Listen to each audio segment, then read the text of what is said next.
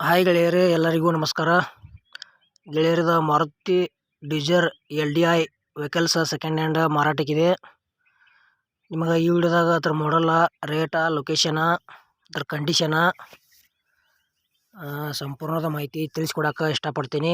ಹಾಗೆ ನಮ್ಮ ಪ್ರಥಮ ವೆಹಿಕಲ್ಸ್ ಯೂಟ್ಯೂಬ್ ಚಾನಲ್ ವಿಡಿಯೋ ಯಾರು ಹೊಸಬರು ನೋಡ್ತಾ ಇದ್ರೆ ಆದಷ್ಟು ವಿಡಿಯೋ ಪೂರ್ತಿ ನೋಡ್ರಿ. ವಿಡಿಯೋ ಇಷ್ಟ ಆತಂದ್ರೆ ಲೈಕ್ ಮಾಡಿರಿ ಮತ್ತು ನಿಮ್ಮ ಗೆಳೆಯರಿಗೆ ವಿಡಿಯೋ ಶೇರ್ ಮಾಡಿರಿ. ವಿಡಿಯೋದಾಗ ಏನೇ ಡೌಟ್ ಇತ್ತಂದ್ರೆ ಕಮೆಂಟ್ ಮಾಡಿರಿ, ರಿಪ್ಲೈ ಮುಖಾಂತರ ನಾವು ನಿಮ್ಗೆ ತಿಳ್ಸೋಕೆ ಪ್ರಯತ್ನ ಮಾಡ್ತೀವಿ.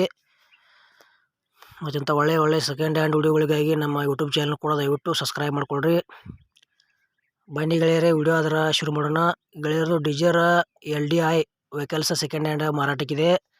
ಮಾಡಲ್ 2020 ಐತಿ ಮತ್ತು ಗಾಡಿ ರನ್ನಿಂಗ್ ನೋಡೋದಾದ್ರೆ ಬರೀ 1,09,000 ಕಿಲೋಮೀಟರ್ ಗಾಡಿ ರನ್ನಿಂಗ್ ಆಗೈತಿ. ಗೆಳೆಯರ ಲೊಕೇಶನ್ ವೈಟ್ ಫೀಲ್ಡ್, ಬೆಂಗಳೂರು.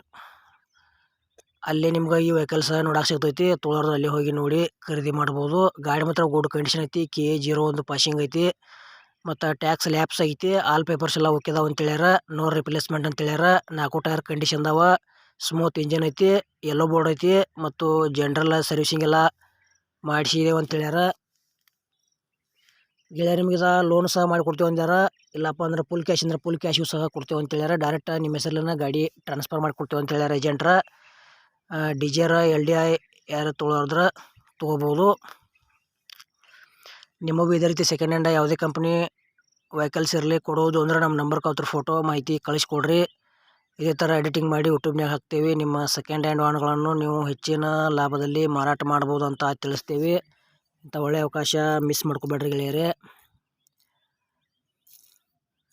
ಇದು ಸ್ವಿಫ್ಟ್ ಡಿಸೈರ್ LDIದ ಏನು ರೇಟ್ ಹೇಳ್ಯಾರಪ್ಪ ಅಂದ್ರೆ 2023 ಐತಿ. ಆಲ್ ಪೇಪರ್ಸ್ ಎಲ್ಲ ಓಕೆ ಅದಾವ ಅಂತೇಳ್ಯಾರ. ಟ್ಯಾಕ್ಸ್ ಲ್ಯಾಪ್ಸ್ ಐತಿ ಮತ್ತು ವೈಟ್ ಫೀಲ್ಡ್ ಬೆಂಗಳೂರು ಸೈಡ್ ಈ ವೆಹಿಕಲ್ಸ್ ನಿಮಗೆ ನೋಡಕ್ಕೆ ಸಿಗ್ತೈತಿ.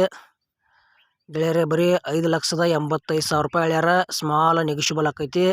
5,80,000 ತನಕ ಬಂದ್ರೆ ಕೊಡ್ತೇವೆ ಅಂತೇಳ್ಯಾರ. ಇಷ್ಟ ಆಯ್ತಂದ್ರೆ 2023 ಐತಿ.